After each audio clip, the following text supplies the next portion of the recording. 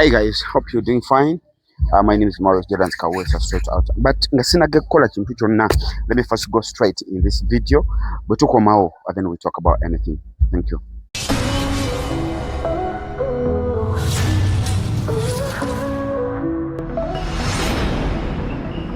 Actually, I have a long story to tell. Nina bintu byembadde nkola. Ndowooza nga mbadde sinaba kusinkana muntu mutuufu. But right now, when I see the right person I'm supposed to stay with. Kati kankubuulireko apo munsi bw'obanga tonnafa togyevumanga. Oh, wonderful. Kakati mbulira kyaki kuweesa Monica omusajja nga tonnaba muni? Ayagala muyita Mojo. Nene ndireka ne ngamba ye Mujomba. Ani? Mujomba. The best movie of all time. Ojja kunsonyiwa kutawaanyiza naye nga olwakasonga ke mbadde njagala okwogeraganya ku nze naawe omumpadamu.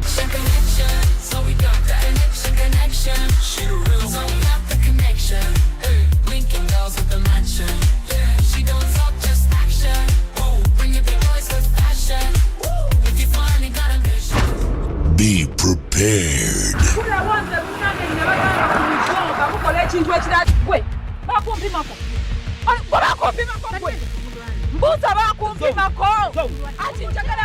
Katika nkubuli ekino gwe kyobatomanyi abakazi esibasimbise nnyo ebimuli awaka abamu sikugamba nti wanyirire kuteekamu ddogo kikyemba njogera kyemmanyi ayikipe ayideze neteekamu abakubaako wandiza oyo musiru yali ngambye ekyo mu buddugavu bwaliko Nkwagala ate sigenda kukola ki kuta kati Zoe wagenda okutandika okulaba ekigambo kye bayita okwagala.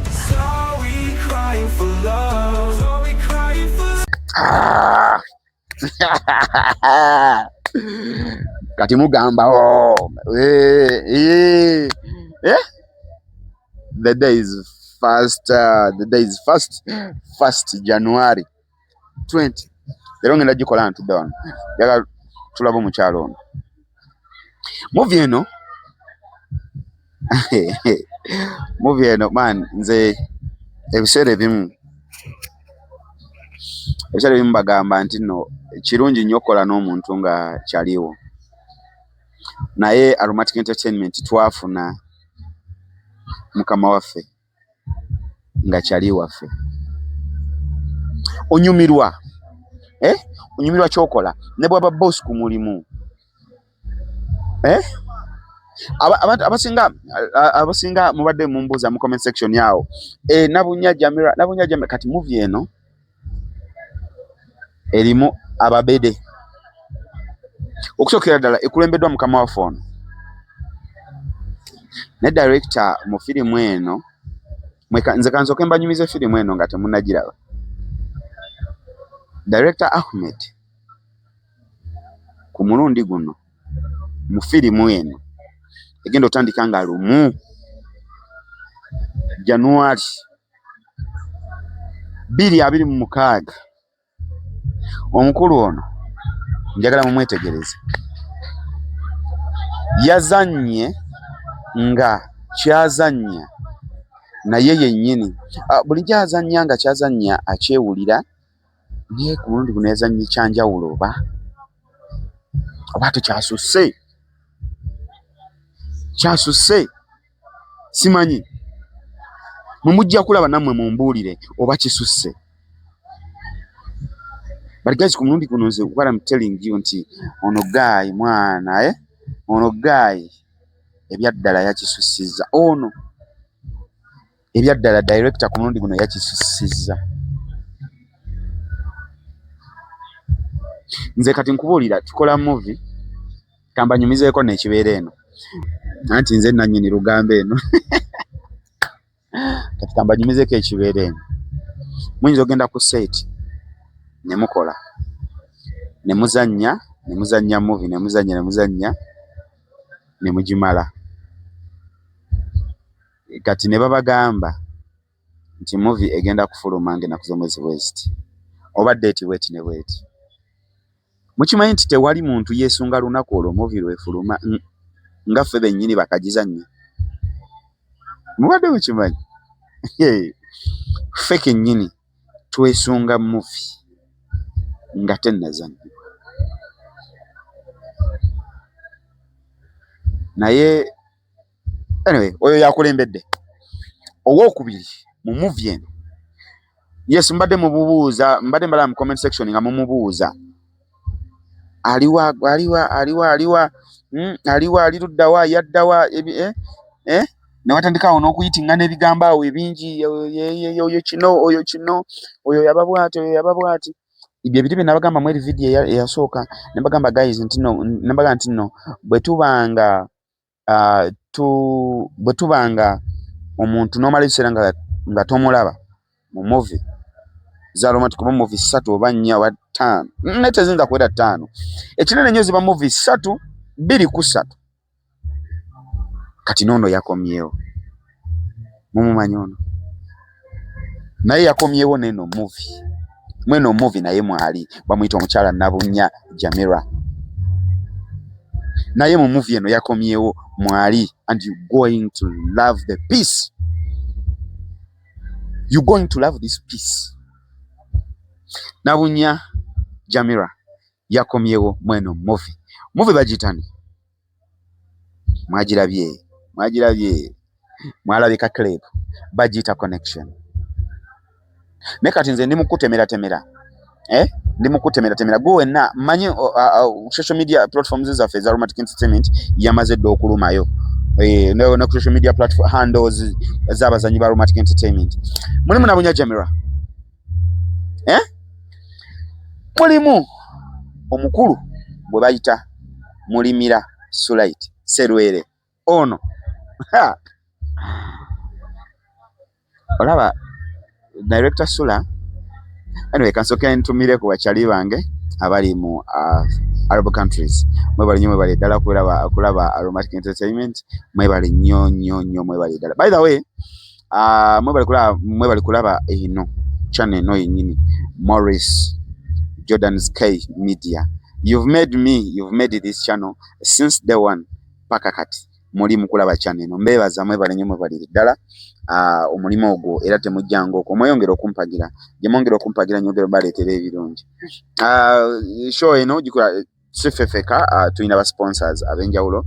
Tulina sponsor asookera ddala bamuyita Mama Interior atuteekamuko akasente ne tumala tusobola okufuna data ateekayo videos zino. Mama Interior asangibwa wali ku Arua Park, atuteekamu akasente. So oyagala bed cover, oyagala obutimba, oyagala night dresses, oyagala ki ekirungi kyogenda okubeera nga okozesa mu kisinga, ate nga yeyongerako ne furniture beera nga ate ogendayo ku Arua Park obeere ng'omuwagira. Tuwagiddwa bannaffe ba Legit Recruitment Agents, batwala abantu bweru ne mu Christmas season eno bo tebaawummudde, ne ku Christmas kwennyini tulina abaatambula ne bagenda. So naawe bw'obanga oli oyagala kugenda bweru, jangu mu Legit Recruitment Agents ate tubeere nga tusobola okukutwala ebweru, ogenda okyusa obulamu, ogenda okole, ogenda ofuna akasente, okitegeera. Tuve mu mbeera eno, okitegeera. Ate nga tuwagiddwa bannaffe aba Canary Hotel, ate nga Canary Hotel balina ne Canary Gardens. Canary Gardens ziri Kyanja, Canary Hotel eri wano ku Kira Road. So n'ekyo ogenda ku Canary Hotel nobeera nga naawe otambula bulungi n'embeera eriwo, balina hotels ennungi, abakozi balungi, bawo hospitality ennungi. Ate nga wo ku Canary buli lwakuna wabawo ne kibayita quiz, ate nga quiz eyo ebamu okuwangula ssente ez'enjawulo n'ebintu eby'enjawulo. Quiz eyo eba ekkirizibwa buli muntu, bateeka ekibuuzo ku lubaawo, ne bannayi Canary bateeka ekibuuzo ku lubaawo, bwakimanyi n'owanika omukono, bw'okiddamu mu butuufu bwakyo nga bakuwa akajja oba nga bakuwa ekirabo.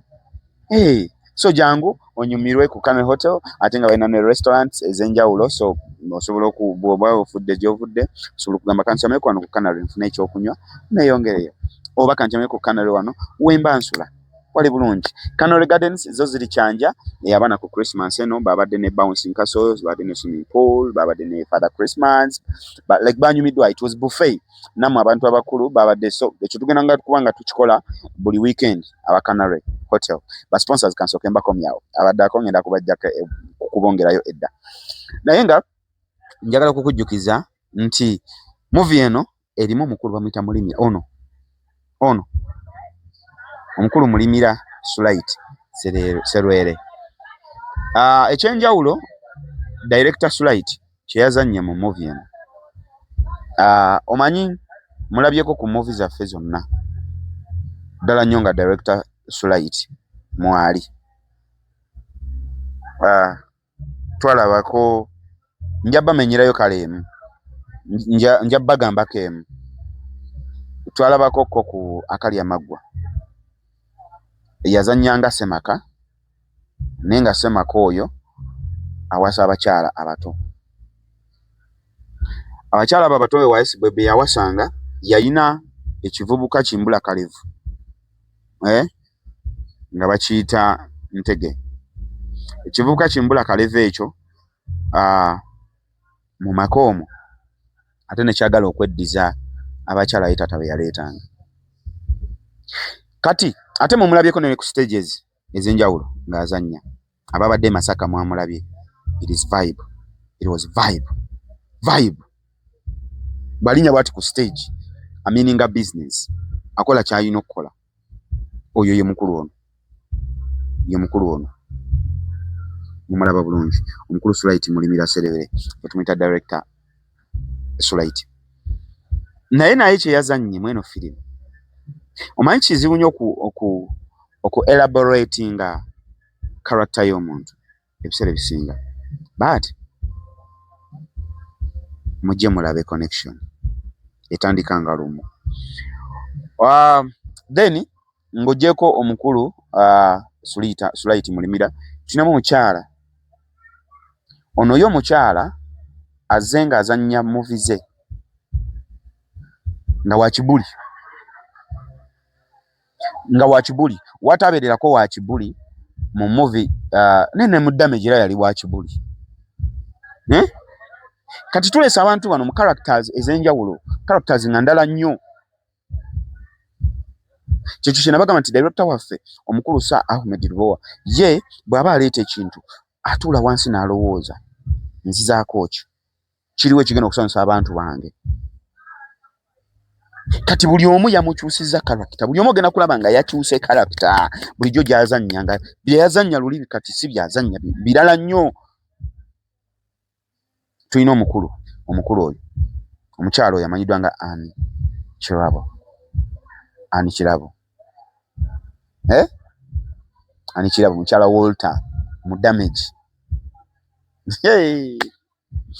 Nsasagge masasi man eno yo ya piu piu piu piu piu piu piu piu piu piu. Eno yegenda kubeera fire. Eno omukyalo oyo Annie Kirabo naye mwali nnyo mu movie. Tulinamu omwami omulala amanyiddwa nga ahimbisiwe Rogers. Ono oba oyinza omuyita Walter. Mutasituka.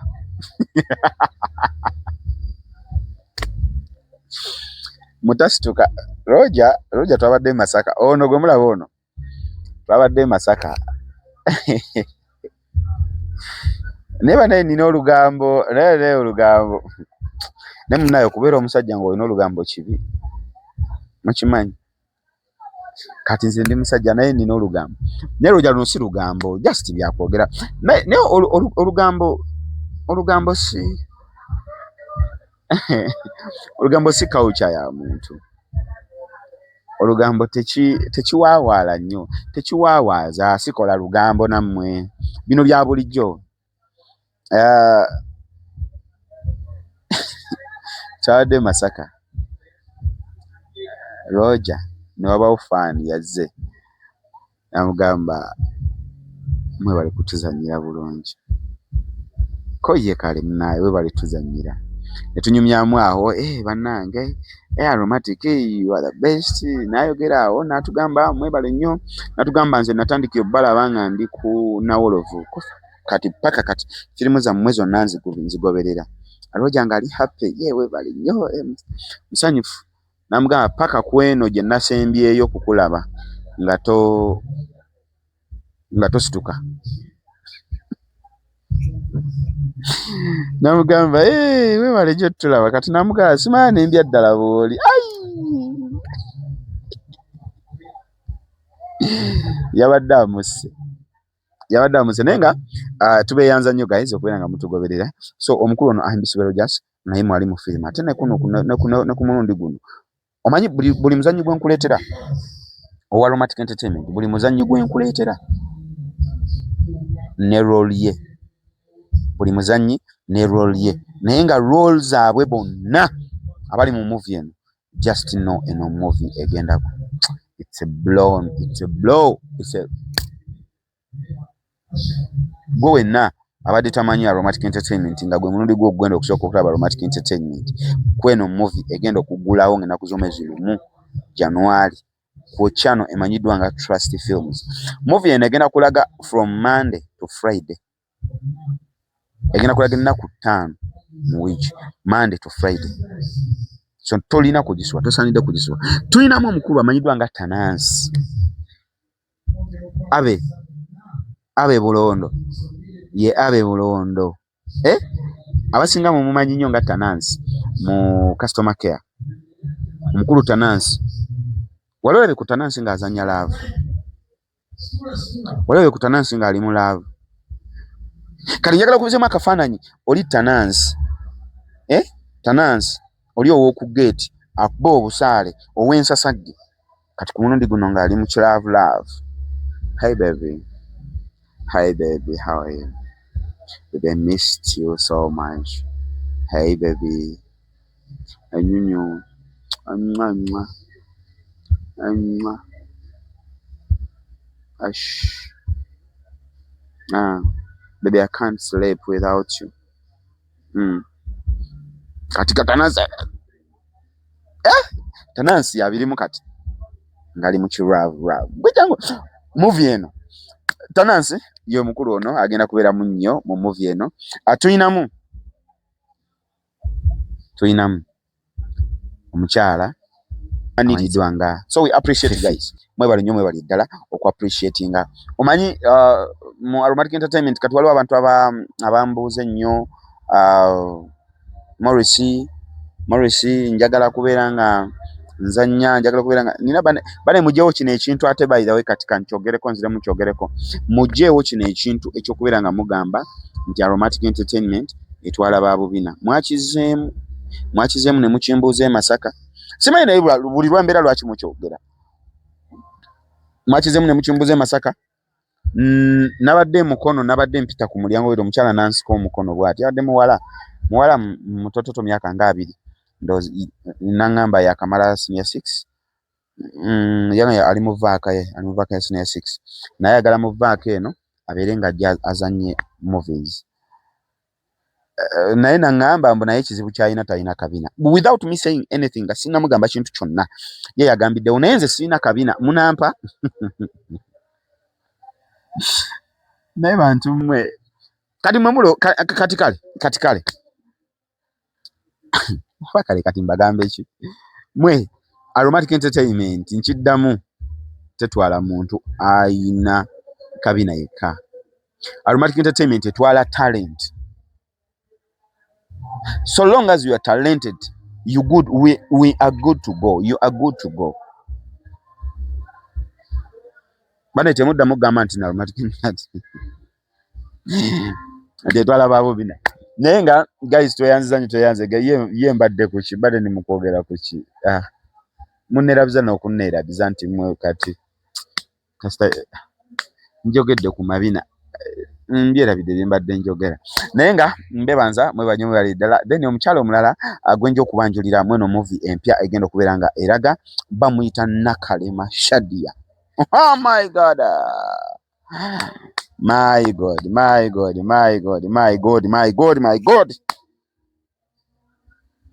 Mwe connection. Omukyalo ono omulaba bamuyita Nakalema Shadia. Movies ze mumulabyemu nnyingi nnyo eza Romantic Entertainment. Naye oba oli awo abawadde the best Movie eno simanyi lwaki buli muntu yagitaddeko nnyo amaanyi. Movie eno simanyi lwaki buli muntu yazannye ng'azannya kyanjawulo ku kyazannya bulijjo. Bw'oba wali olabyeko ku Nakalema Shadia ng'azannya mu movie yonna, olina ky'otannalaba. Ono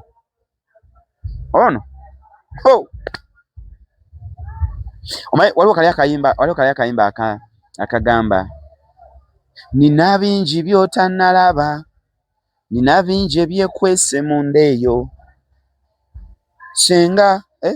senga wanoga akaffecce, something like that. Nina bingi by'otannalaba, nina bingi ebyekwese mu ndeeyo. Bano abaana bulijjo balina bingi ebyekwese mu ndeeyo. Bano Ani Kirabo, Director Ahmed Rubowa, Nabunya Jamira, Ahimbisibwe Rogers, Tanansi,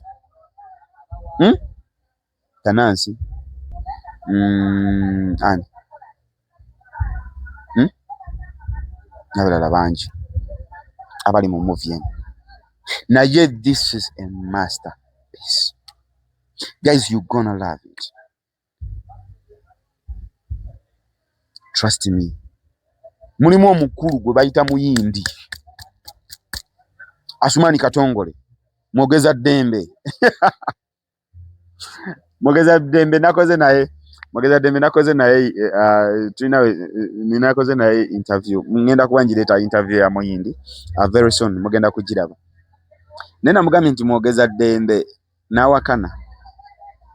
Nengo boli ya kituufu kubanga Muyindi, by the way, Muyindi ye muntu abeera nga ayogera mpola, oba Asumani Muyindi, because I lived with these people.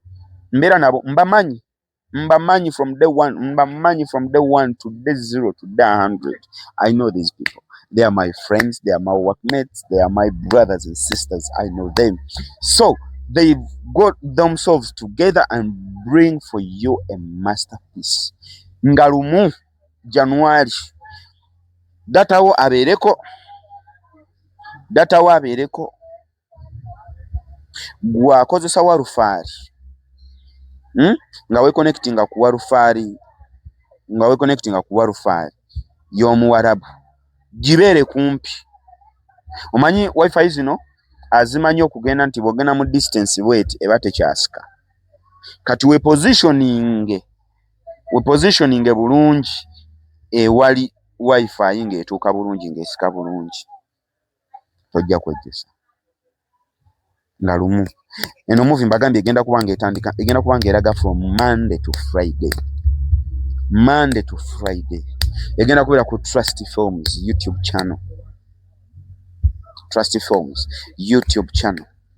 This movie is a masterpiece. Oh my God.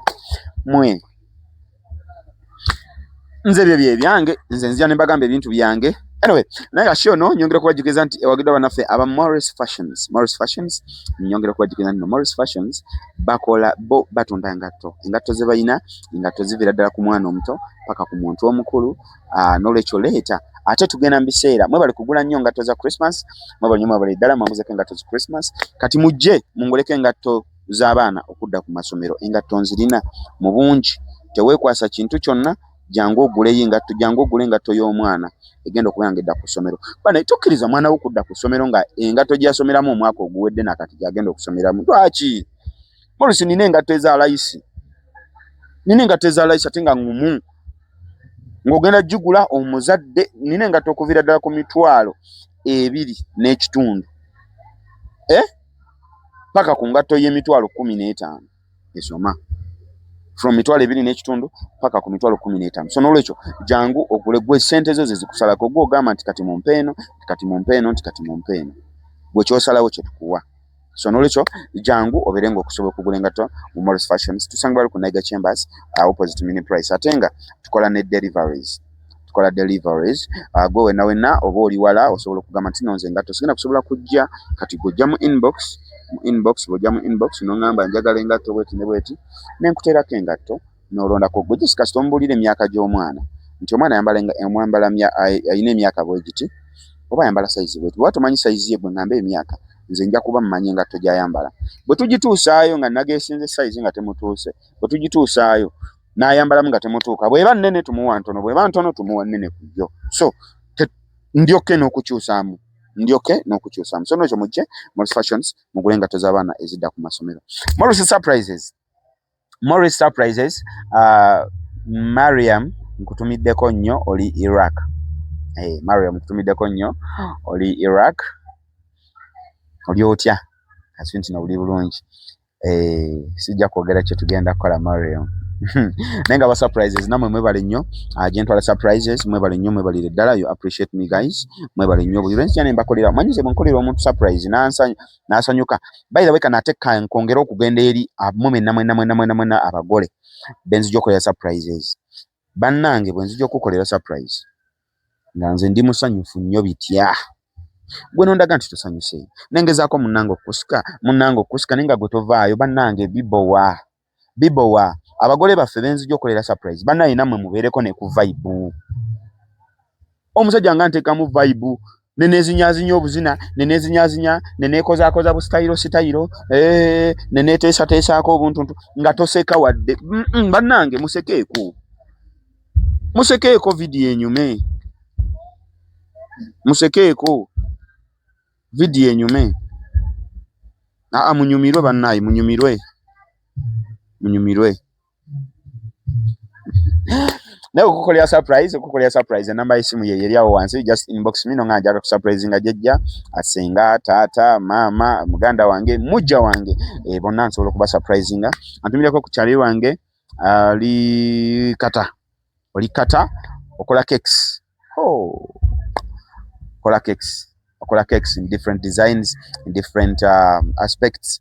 Thank you so much. Nakwera nkola buli kimba to appreciate you mwebale kumpa mirimu I appreciate. Atumidde tuwagiddwa banafa ba Style Haven abasangibwa wali ku Coach Towers.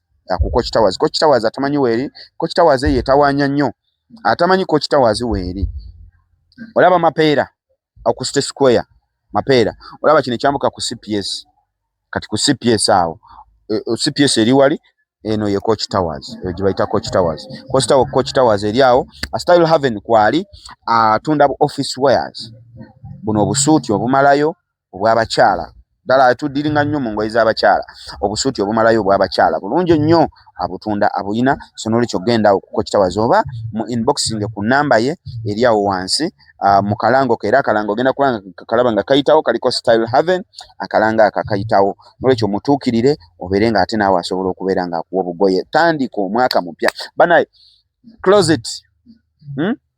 closet yo gikyuse engoye zo zikyuse mukole ku charities engoye zobadde nazo omwaka guno zikyuse zonna oziggyemu oteekemu ku office wears okuva mu Style Haven era nga bw'okawulira akagamba Style Haven maani wali style maanyi alina ebiteeteeyi ebirungi obuteeteeyi obw'obwemu obumalayo alina obusuuti obumalayo buno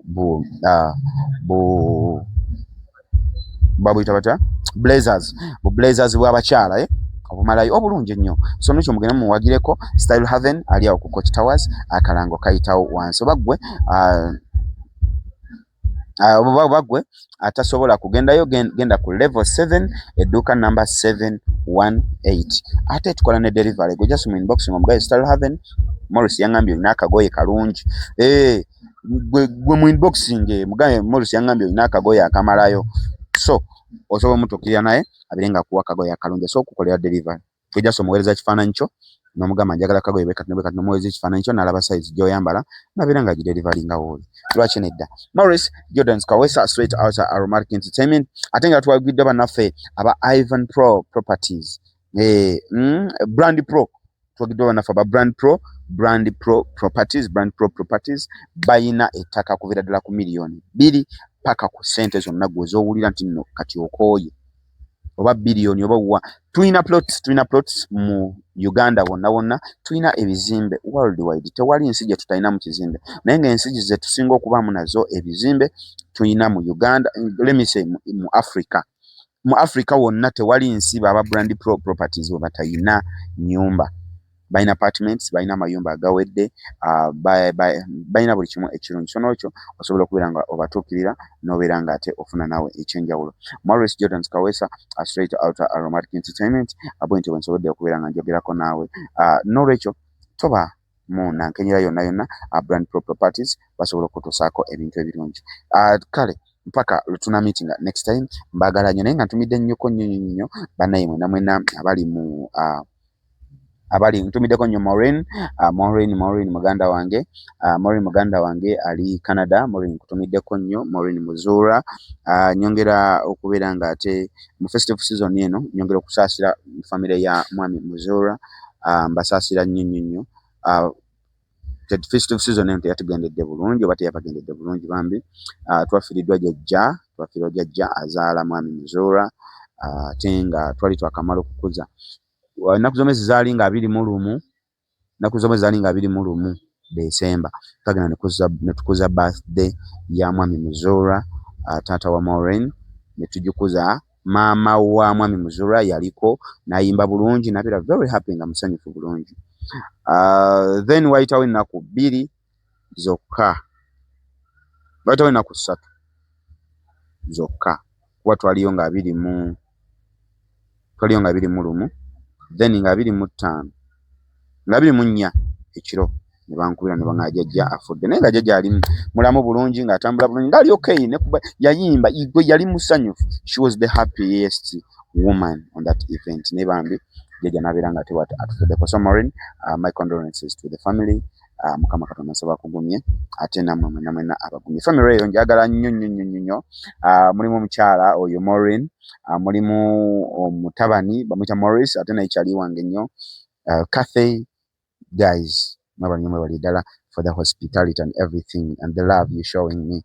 Thank you so much, I appreciate it. Kale, until we meet next time guys, Maurice Jordan Kawesa straight out Aromatic Entertainment. I love you and have a blessed night. Bye bye.